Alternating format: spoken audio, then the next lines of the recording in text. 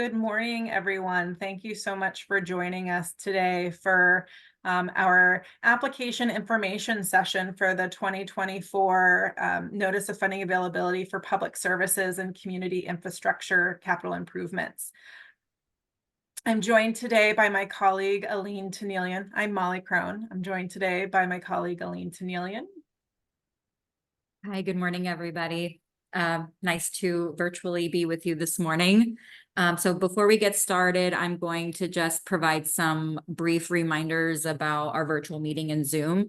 So the meeting is being recorded. We will post it on the federal grants website shortly after this meeting, likely tomorrow or after. Please stay on mute when not speaking. Technical issues. If you're having technical issues joining audio or viewing the presentation, we recommend you try leaving the meeting and rejoining once again. If you have any urgent questions, feel free to email federalgrants@marincounty.org. For technical assistance while you're in the chat or in the meeting, you can use the Zoom chat feature at the bottom of your screen to communicate with the meeting co-hosts. If you have comments or questions, again, you can use the Zoom chat, and we recommend or we encourage you to provide your questions or comments throughout the presentation. You can also use the raise hand function also at the bottom of the screen to indicate that you would want to speak. We're going to attempt to answer Zoom chats or questions either in the chat or verbally, and then during Q&A at the end of the meeting, we'll unmute participants to address any verbal questions. If you're joining by phone today, you can raise your hand or mute your phone with keypads on the phone. So raising the hand is *9 and muting is *6.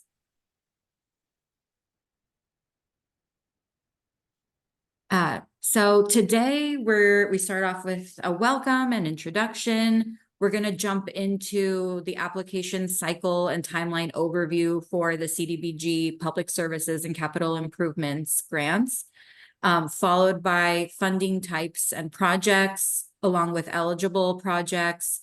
We'll then review the application requirements and then open it up for a Q&A at the end. So just as a brief overview of the timeline, the application period opened on Monday, so just a few days ago. Today, we're holding information sessions for potential applicants. This session is on public services and capital improvements. We'll have a session later today at 1 o'clock to go over the housing portion of funds. We hold virtual office hours. We're going to be holding them February 1st, 8th, and the 15th from 1 to 2 p.m. You can find Zoom details on the federal grants website. The application is open until February 16th at 5 p.m. After the application closes, staff will be presenting recommendations and application review, starting with the priority setting committee. They're going to review on April 6th, followed by recommendations to the Novato City Council on April 23rd for projects located in the Novato planning area. Following that, San Rafael City Council meeting on May 6th to discuss San Rafael projects in that planning area. We'll follow that with, on May 16th, priority setting committee to review the funding allocations, and then followed by final approval from the Board of Supervisors on June 4th. And then lastly, we encourage you to sign up for email updates. If you haven't already, you can find a subscription link at the top of the federal grants webpage. That's marincounty.org/federal grants. And if you click the link at the top of the screen, you can enter your email address to continue receiving updates from us along this process. And now I'm going to pass it on to Molly to go over the available funding for this pot of funding. Great. Thank you so much, Aline. As Aline mentioned, this session for you today is on public services and community infrastructure capital improvements. Both of these funding sources come from the Community Development Block Grant Program. They are administered by the U.S. Department of Housing and Urban Development. Marin County is an entitlement county, and so we receive formula funding every year. We don't have our actual amount of funding until later in the spring, but what we do is we base our funding recommendations and our planning on the funding that we've received in the year previously. So given that, we are anticipating having about $230,000 for public services projects and $430,000 for capital improvements and community infrastructure projects. The annual grant size for public services is typically about $15,000. We do have a couple of projects that have received higher amounts in the past, and so those have ranged between $15,000 and $65,000. With community infrastructure and capital improvements, those grants have typically ranged between $30,000 and $150,000, and that really depends on the scope and the type of project that's being undertaken. So as I mentioned, these funds are allocated by the U.S. Department of Housing and Urban Development. The County of Marin administers them on behalf of all of the jurisdictions in Marin County. The funds are distributed by planning area. We have 3 planning areas. We have the Novato planning area, the San Rafael planning area, and what we call County Other, which is the rest of the county. The reason that Novato and San Rafael have their own distinct planning areas is they are jurisdictions with populations over 50,000, and they are eligible to be their own entitlement community, but they're continuing to partner with the county to reduce the administrative burden on our partner projects. So there's only one application that's required as opposed to having to apply to all 3. These federal funds are restricted to providing assistance for ensuring decent, affordable housing, providing services to our most vulnerable members of our community, and to supporting activities that benefit low to moderate income persons. And CDBG has specific criteria about low income. Traditionally, we think of low income as 80% of area median income, but HUD looks at it as 60% of area median income. So it's a little bit lower. They're really focused on more lower income persons. There are 3 goals that I just went over. That's a duplication on the slide. And there are 3 national objectives that support those 3 goals of ensuring decent, affordable housing, providing services, and benefiting low income. Those national objectives are benefiting low to moderate income persons, preventing or eliminating blight, and meeting other community development needs. Generally, our funding meets the national objective that is benefiting low to moderate income persons.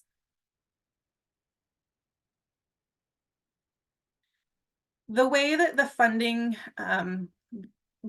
breaks out over the 3 planning areas is indicated on this slide. So the county other planning area generally has about $85,000 for public services and $112,000 for capital improvements. Novato has, we're anticipating $54,000 for public services and $120,000 for capital. And for San Rafael, we are anticipating about $90,000 for public services and $200,000 for capital. Now, you may be asking yourself, my project serves all of these jurisdictions. Am I eligible for just one pot of money, or how does that work? Well, the way that that works is if you have a project that serves all 3 jurisdictions, you are eligible through your one application to receive funding from each of these jurisdictions. So for instance, I applied for $20,000.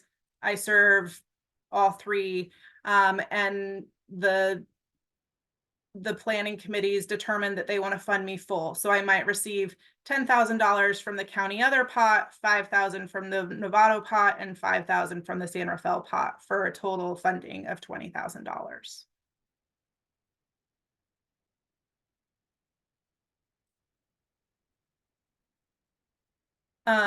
So we are the funding is overseen by what's called the Countywide Priority Setting Committee. This is a group of local elected officials and community members that represent the protected classes. And they have identified a number of priorities to focus these funds on for the 2024-25 grant cycle. So for public services, there are 4 priorities, and those include basic health services, children, youth, and parent support services, food security, and housing support services. So while any type of project can apply for funds, when the committee is reviewing these applications and making recommendations for funding, they will prioritize these 4 before they will consider other projects for funding. We also have some additional priority considerations that the countywide priority setting committee has identified. So they require that in the review process, we prioritize projects that affirmatively further fair housing, which means that an organization or a project is going above and beyond to ensure that their program is reaching those who are least likely to know about the services or access the services, and that their program is making inroads on reducing segregation and creating a more inclusive community. We also prioritize projects that serve members of the protected classes as defined by HUD. So those include race, color, religion, national origin, sex, disability, and familial status. We prioritize projects that are serving low-income persons and projects that are ready to proceed. With HUD funds, we have what's called a timeliness test, and we are required to spend our money in a timely manner. And if we don't, we put our funds at risk. So we're always looking to see projects that are ready to move forward.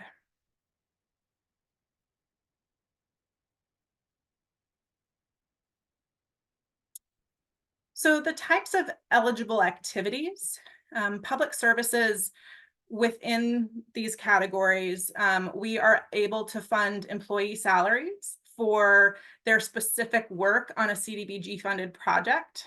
We can't fund a pro rata portion of a salary. We can fund scholarships for clients that are participating in programs. The program can purchase food for activities that are an essential component of the service provided. So snacks for children at an after-school program or food for distribution through a food pantry. We can also subsidize the costs of services. So for example, in the past, we've funded projects that provided free prescription drugs.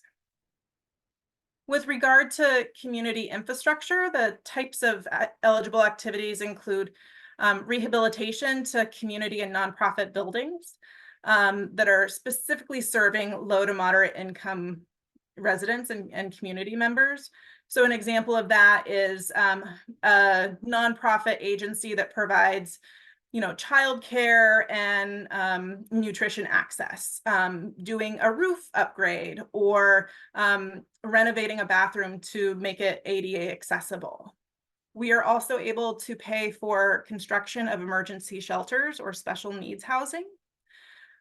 This is not permanent housing. It is typically a time-limited shelter housing. Sometimes domestic violence shelter could be included, or if there is a short-term residential facility for rehab for low-income residents. We could also pay for accessibility improvements. And then finally, this list is not exhaustive. We can pay for the replacement of park and play equipment. When we're looking at community infrastructure, there's a couple of things that are important to think about. One is either is your building or your project in a low to moderate income census tract, or can you income qualify the residents that are going to be receiving these, able to access these buildings and these improvements. Ineligible projects include improvements, capital services or capital improvements that are benefiting individuals that are not low income or moderate income. For capital projects, any project that is located in a FEMA designated floodway is not eligible. If a project is in a special flood hazard zone, it would need to have flood insurance in order to be eligible. And then purchase of equipment for rehab projects. So we can only pay for the nails, but not the hammer. So think of it in terms of if the equipment can be used on another project, we can't fund it through CDBG. It would need to be something that is specific to this project and not going elsewhere. Great, I'll hand it over back to Aline. Thanks, Molly. So now we'll go through some specifics around the application and then we'll open it up for Q&A. So the application link is available on this slide, also linked on our federal grants webpage and affordable housing webpage. As mentioned, it was released earlier this week on Monday. We have a couple of helpful tools that might help you prepare for the application. So the application is an online form, and to help you prep for those responses, that some of the questions that are in the application, we have provided a prep tool. This is also linked on the websites. So you can go ahead and draft your responses before finalizing in the online form to avoid losing work. We also have a sample project budget, as well as the NOFA guidelines, which contains more details around the funding and requirements. And all of this, again, is linked on our website, marincounty.org/federal grants. If you have any questions or any requests, please email us at federalgrants@marincounty.org. And then just a reminder that the applications are due 5 p.m. on Friday, February 16th. I accidentally clicked on that link instead of my slides. So my computer's taking a moment. Hold on just a second. There we go. Perfect. Thanks, Molly. Just a couple of high-level considerations for the application. So generally, just a reminder that applicants need to be either a nonprofit, government entity, or have a fiscal sponsor that is a nonprofit or government entity. The minimum grant size is $15,000 per year. An applicant can submit only one application per category, and funding is allocated based on where your clients are, or which clients you are serving, as opposed to where your agency is located. And just a reminder of what we consider a complete application. That's all required attachments are included and submitted before the deadline of February 16th. And some of the evaluation criteria is listed here. This list is not exhaustive, but some criteria includes looking at project alignment with the funding priorities and federal requirements that Molly went through a couple slides before. The organization's experience with implementing the project and ability to sustain the project over time beyond the federal funding. We also look at the financial and organizational capacity to complete the project and administer those funds. That's really critical to Molly's point around timeliness for HUD dollars, as well as looking at project impact. Next slide. And lastly, some additional requirements we'd like to review. Environmental review, NEPA, needs to be up to date on all projects that are funded through CDBG, so through the federal grants funds. The review lasts 5 years if the project doesn't change. And of note, the NEPA must be complete before any funds can be spent. If funding is spent prior to environmental review, it cannot be reimbursed. And also, if the NEPA requires mitigation, the grantee is responsible for mitigating.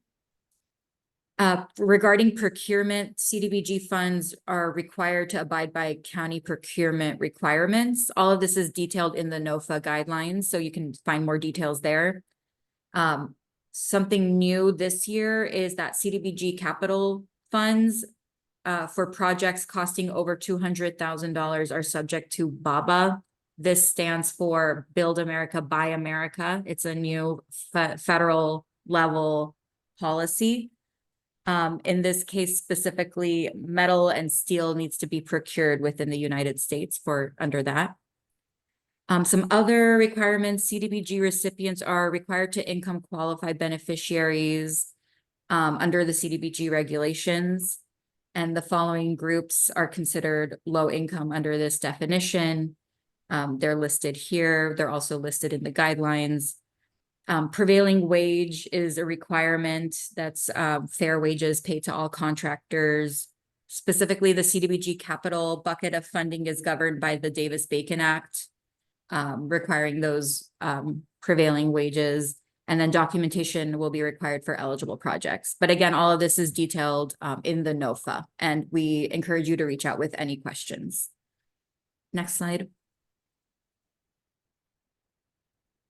So as I mentioned earlier in the presentation, we are holding weekly office hours. So that will be Thursday of next week, February 1st, and then the following on the 8th and the 15th from 1 to 2 p.m. on Zoom. The Zoom information is here. It's also linked on our website. You're also welcome to email us, as we keep saying, with any specific questions you have, or give us a call at the number listed on the page. And with that, I wanted to just highlight two other funding sources that the county administers that are currently open right now. So the Community Services Fund program is, it's a grant program that's issued 2 times a year. Those applications deadlines are March 31st and September 30th. And these are one-time funding allocations between $1,000 and $10,000. The other is the Nonprofit Community Partners Program. This is a one-time funding allocation as well. There is 1 round per year, and those allocations are between $10,000 and $30,000. And that application is due on February 20th. And with that, we can open it up to questions. We will ask you to raise hands, and you'll need to unmute yourself after we have toggled that capability for you to do so. Aline, I'm going to answer these questions in the Q&A. Do you mind starting the engaging folks to start unmuting? Yeah. So you'll be answering the questions in the chat separately? In the Q&A chat, yeah. All right, so I think we've got Susan to begin. Susan, I'm going to ask you to unmute.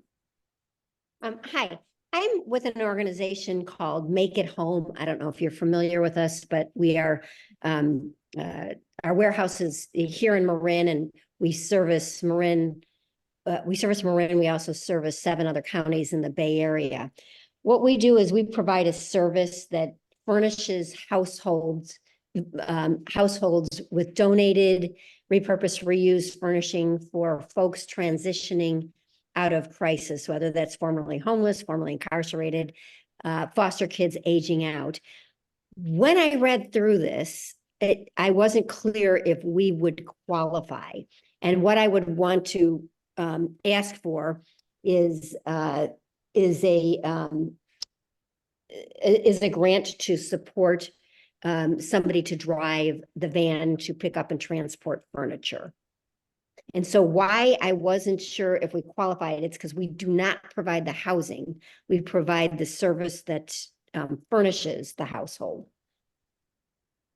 Yeah, so it sounds like you're a housing support service. So public services are not necessarily providing housing, but they are providing services that support people in their housing. So an example of some of our past recipients are Legal Aid of Marin, who provided legal support for renters, and Fair Housing Advocates of Northern California that provided also legal support, but guidance for landlords and reasonable accommodations for people to stay in their homes. So if your project is supporting people staying in their homes or being able to thrive in their homes, and you're serving low income residents, and you're able to income qualify those folks, I think that you, it sounds like you would be eligible under the housing support services. Terrific. Thank you. And I would, and the idea of the driver for the van would make sense under your rules and regulations.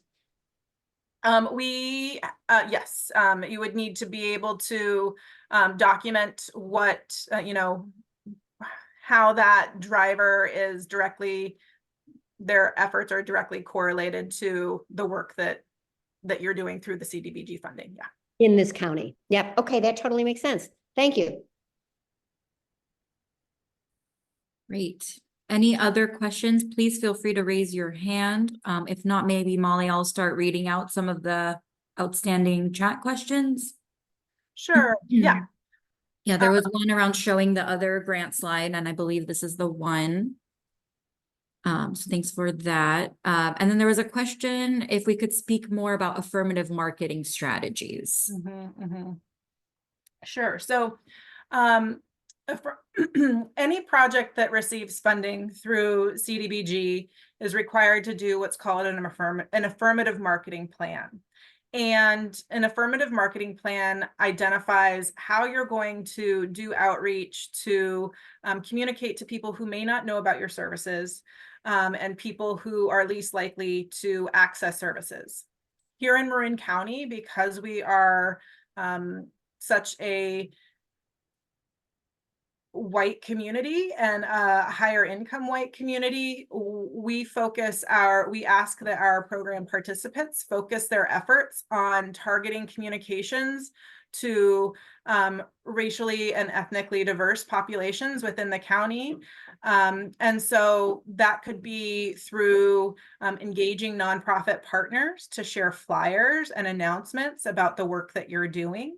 It could be posting flyers in post offices in communities that have a higher population of a specific demographic, like Latino or Black African American. We also ask that you modify your brochures and your handouts to be translated into Spanish. We find that folks are more successful when they are partnering with other nonprofit providers to get their message out. So cultivating relationships with other nonprofits that are doing maybe similar or slightly different work that might be reaching a different population is a great way to get your information and your program opportunities in front of new people that may not know about what you're offering. Aline, do you have anything you'd like to add? No, I think you've covered it. Thanks, Molly. We also, social media strategy can be utilized in the affirmative marketing plan. But generally, we're looking to see that you are reaching out to diverse populations within the county, that you are, given your service area, that you are reaching out to pockets of the community that are low income, and that you're using a variety of tools to get your messaging across, whether that be social media, flyers, email communication, or presenting at other meetings of other agencies. Well put. So we have another question in the chat. And again, feel free to type your questions in the chat or raise your hand. The question here is, can you share what reporting requirements are asked of approved grants or projects, specifically low-income eligibility tracking? Yes. So for every project that is receiving funding, we have a number of requirements that are built into the contract. So there are 2 annual reports. There's a midterm report and there's a final report. And within that report, we're asking for specific demographic information from the people that you're serving. We also require that you have your income verification policy in place and approved by your leadership. Income verification policies range depending on what types of populations you're serving. So if you are just serving low income people, and you are in a situation where they're able to provide tax returns or bank statements to do income verification, then that is a way that some of our projects income verify. And they track that and they report back to us in their report. We don't get that granular detail. We expect our partner agencies to retain that information in their files. Some projects do an income qualification, a self-certification with their project recipients annually. So for instance, if you have a food bank, Many people who, receive resources through food banks are reluctant to share their financial information. And so on an annual basis, we ask that you issue a self-certification document and request it back to retain in your files to identify that they are that they income qualify. If you are working with a population that is a presumed benefit, and I'm just going to go back to the slide of presumed benefit really quickly. So presumed benefit, HUD has these populations that they presume are low income. So they could be abused children, battered spouses, elderly, adult persons with serious disabilities, individuals who are homeless, illiterate persons, and migrant farm workers. If you're working with one of these populations, instead of income qualifying, you would be tasked with documenting that your recipient meets one of these categories. The other requirement that we have is around affirmative marketing. And so each of our projects are required to put together an affirmative marketing plan. And on an annual basis, there is an evaluation that you will do of your affirmative marketing plan and your outcomes from it that is submitted with your final report. I think those are the overall reporting requirements. Great, thanks, Molly. We have a question from Melissa. I was about to type it, but I think we can just speak to it. Melissa asked, please repeat verbatim what Marin County was known for, white community, ... Oh, sorry. We are a affluent white community. So we have lots of wealthy folks who live here, and we are predominantly white. And then Mark asked for confirmation if we're going to be distributing the slides. We will be posting the slides and the recording on our website as soon as we can, likely either this afternoon or tomorrow, probably tomorrow. Yeah. And then we will also, if we're getting questions during office hours, we will be periodically posting those online if they are sort of use and helpful to other types of organizations and other applicants. Got a great question in the chat. What is affirmative marketing? Affirmative marketing is marketing that goes above and beyond to reach communities that are least likely to know about a service, that are least likely to access housing or services. And the goal of affirmative marketing is to increase access to opportunities, increase access to services so that we can reduce disparities in the community and sort of, what's the word I'm looking for? Sorry.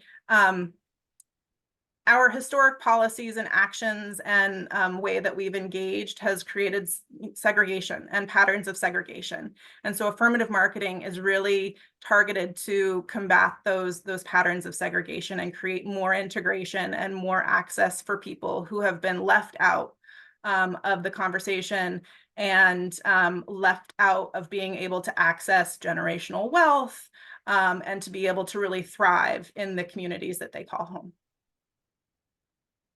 Great. Thanks for that overview, Molly. Question in the chat, does free and reduced lunch participation meet income verification standards? It does. So you would just need to document that your participants are receive free and reduced lunch, and you would just maintain that documentation internally. And then we have a related question here. Does CDA have funds for water utility infrastructure projects? So CDBG could potentially be used for a water utility infrastructure project in certain instances. The infrastructure project would need to be serving either a low-income housing or I think that's predominantly the type and place that we would be investing in that type of infrastructure with CDBG. I am not aware that CDA has funding for those types of infrastructure projects. The Department of Public Works is typically the county department that engages with the infrastructure work on the county side. And I also think probably they have received HUD funding in the past and state funding in the past to support different types of infrastructure projects, but I'm not aware of anything right now. And I'm not necessarily aware of water infrastructure specifically. So to answer your question, the CDA does not, outside of a very limited scope for CDBG. Thanks for that context, Molly. There's a question here about a specific project. So we are a nonprofit after school and in-school music education organization. We offer full and partial financial aid to low income, near different and other sibling with cancer, etc. applicants. Do we qualify for this grant? So it sounds like you would qualify under the children, youth, and parent support services.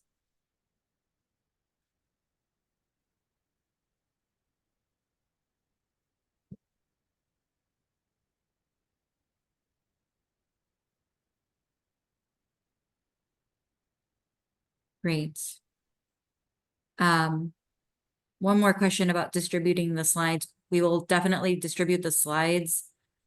Molly, did we gather registration for this You meeting? do have registration information, so we can send an email out to everybody who registered for the webinar today, and we can send the slides, a link to the presentation and the slides directly to everybody who registered today. Great. Yeah, so we'll do that and link on the website. And then another one here, is the affirmative marketing plan the best tool to navigate funding for affluent white communities? I'm not sure that I understand your question. Do you, Mark, would you be willing to unmute and elaborate a little bit?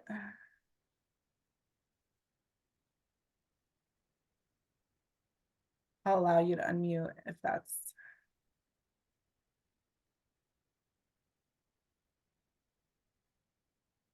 You there, Mark?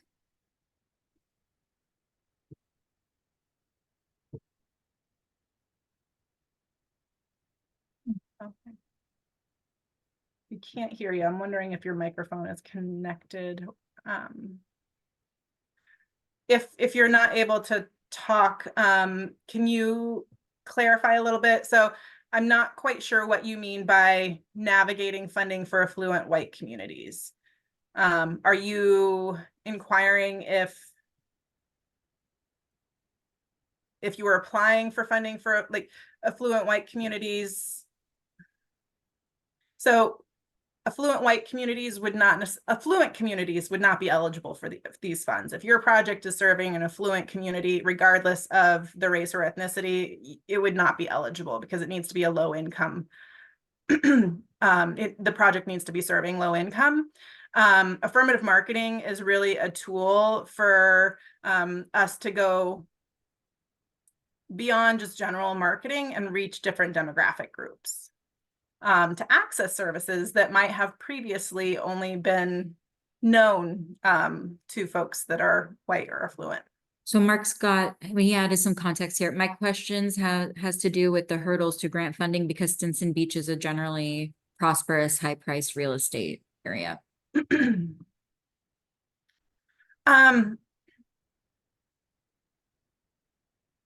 So if your project is serving low-income residents in Stinson Beach, and you have the capacity and the willingness to do affirmative marketing and do outreach to a variety of demographics in the Stinson Beach area,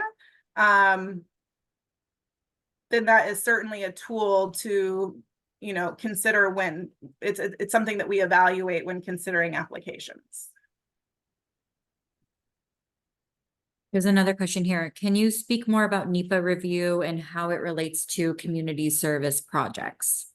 Yeah, so the NEPA review, NEPA stands for the National Environmental Protection Act. And this is a requirement of any project receiving federal funds. For community services projects, it's a much lower level of environmental review. All of our applicants who have received funding in the past and any new applicants are required to do a new review this year. Last year was our 5th year for our standing NEPA reviews. So we will be required to do them. For public services projects, it's a much lower bar. We basically are detailing what the project is, how much money is going to be spent, how it's going to be spent, and filing it with the U.S. Department of Housing and Urban Development. For capital improvement projects, it's a sort of more robust process depending on the type of work. If you are proposing a project that has ground disturbance, so you have significant trenching or digging to do, we have a higher bar to reach. So we might have to do tribal consultation. We'll have to do a what's called the Northwest Information Center study that looks at whether or not there might be archaeological remains or historical significance in the area of your project. Also, if there is any expansion of a building, it requires a larger threshold of review. We do the reviews internally unless you prefer to have a consultant of your own do them. It's a very nuanced field, and so any consultants that do this work are, hyper specialized in NEPA. We work with a couple of different consultants and undertake it on behalf of the organization. So essentially what you would be doing is providing us with detailed information, and then we execute the NEPA review prior to executing your contract. Thanks, Molly. And then I'm seeing one more here. We're based in an affluent community, but there are pockets of poverty within that we make strong outreach to. Do we still fit this grant? If your recipients and the people who are benefiting from the project that you are doing, yes.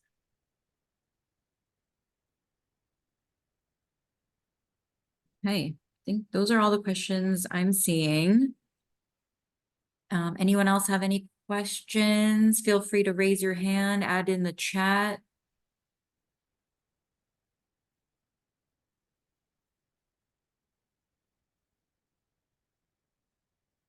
All right, well, I see you have the office hours slide up. So if anyone has any questions, feel free to join one of our upcoming office hours.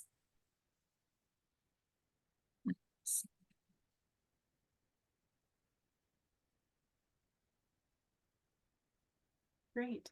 And I'm happy to stay on if folks want to propose other questions, but I think that we've gone through the bulk of it. As Aline mentioned, we'll be available for virtual Zoom sessions over the course of the next few Thursdays. And if you have specific questions about your project, you're more than welcome to email us or join us on a virtual session. And if it's requires, we can definitely do a one-on-one if you're not able to join one of the virtual sessions. So feel free to reach out. And Aline just posted the email in the chat. So thank you so much, Aline.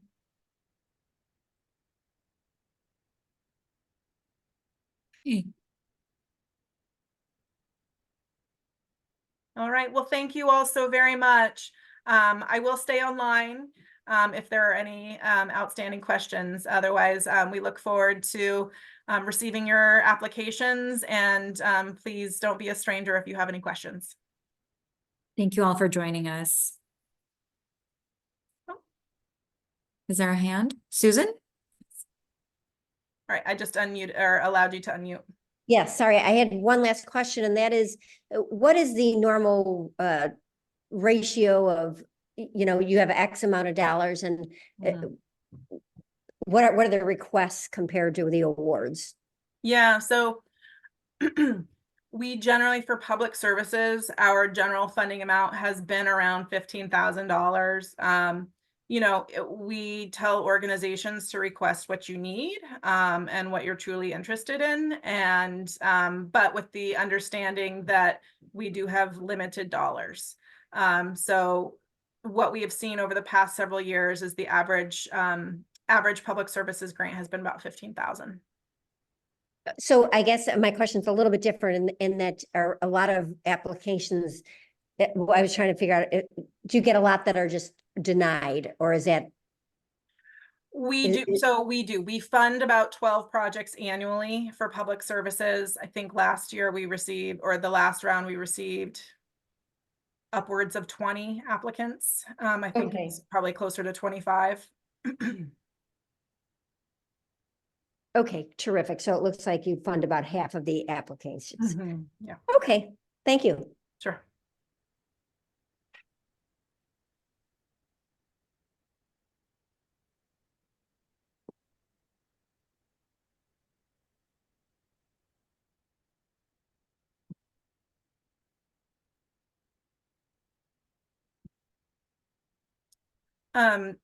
Jenny, thank you so much for your question.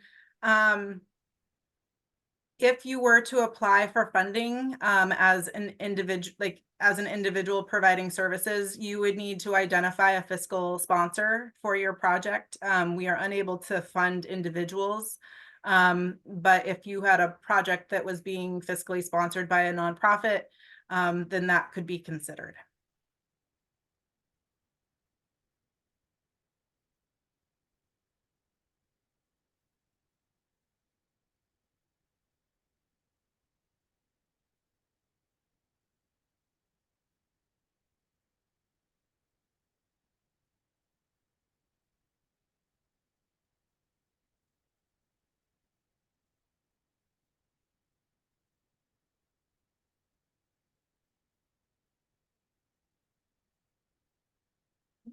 Okay, thank you all.